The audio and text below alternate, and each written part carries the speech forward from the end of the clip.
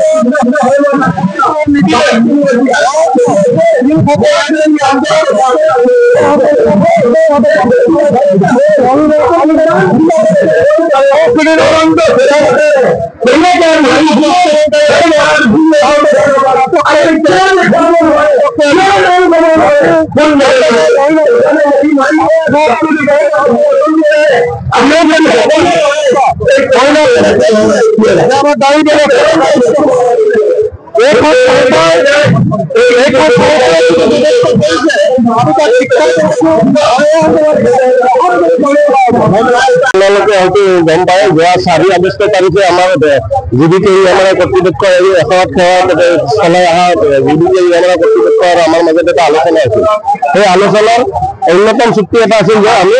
বছৰিকা যোনটো ইমপ্লিমেণ্ট কৰা আছিল সেই ইমপ্লিমেণ্টটো তেওঁলোকে 20 আগষ্টৰ ভিতৰত দিয়াৰ ব্যৱস্থা কৰিলে কিন্তু এই 20 আগষ্টৰ গাঁৱত আজি 20 নৱেম্বৰ পালে তেওঁলোকে ইমপ্লিমেণ্টটো দিব নোৱাৰিলে তেওঁলোকে যেতিয়া আমি সুধো ইমপ্লিমেণ্টৰ কথা তেওঁলোকে অসম চৰকাৰৰ পৰা আমি বকেয়া পাবলৈ বাকী আছে যেতিয়া আমি বকেয়াখিনি পাম তেতিয়া দিম আনহাতে যোৱা 3 বছৰৰ পৰা আমি প্ৰাৰ্থনা জনাই আহিছোঁ অসম চৰকাৰে যে আমাৰ মানুহখিনি নতুন যিহেতু নিবিদা শেষ হোৱাৰ 2 বছৰে হ'ল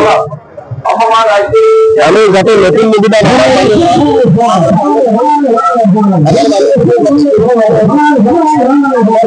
চাকৰি যাতে সুৰক্ষিত থাকে আৰু লগতে আমাৰ যোনটো প্ৰাকৃতিক দুৰ্যোগ মহামাৰী অতিমাৰী সকলোতে কাম কৰোঁ বন্ধ পূজা বিহু সকলোতে কাম কৰোঁ গতিকে আমি যাতে এটা সন্মানজনক যিটো আমি সেৱা আগবঢ়াই আছোঁ সেই সেৱাটোৰ সন্মান ৰাখি আমি যাতে এটা উচিত মজুৰি পাওঁ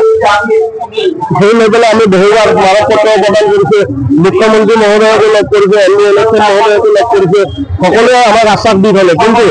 যেতিয়া এই নিবিদান হল আহিল নিবিদাখনত কিন্তু আমাৰ এই তেওঁলোকৰ আশ্বাসখিনি ৰূপায়িত নহল নিবিদাখনত কৰ্মচাৰীখিনি সম্পূৰ্ণ সুৰক্ষা দিয়া নহল আৰু দৰমহা বৃদ্ধিৰ একো কথাই উল্লেখ নহল গতিকে আজি এই মঞ্চৰ পৰা আমি এই আন্দোলনস্থলীৰ পৰা আমি অসম চৰকাৰক পুনৰবাৰ অনুৰোধ জনাইছোঁ যে আমাক দিয়া আশ্বাসখিনি আপোনালোকে ৰূপায়ণ কৰক বাস্তৱত ৰূপায়ণ কৰক অন্যথাই আমি 1 তাৰিখৰ পৰা কৰ্মবিৰতি কৰিবলৈ বাধ্য হ'ম হয়তো চৰকাৰী কৰ্তৃপক্ষই কালিলৈকে ক'ব পাৰে যে এইখিনি মানুহে উৎপাত কৰিছে তেওঁলোকক উলিয়াই দিম আমি নতুন মানুহ ল'ম কিন্তু আমি উৎপাত কৰা নাই আমি অনুনয় বিনয় 3 বছৰৰ পৰা কৰি আছোঁ তাৰপিছত আপোনালোকে অকল আশ্বাস দিলে আৰু আশ্বাস দি পেলাই যদি ৰূপায়ণ নকৰি এতিয়া 3000 ডেকা লগত উলিয়াই দিলে বুলি ভাবিছে এইটোকে কৰক আপোনালোকে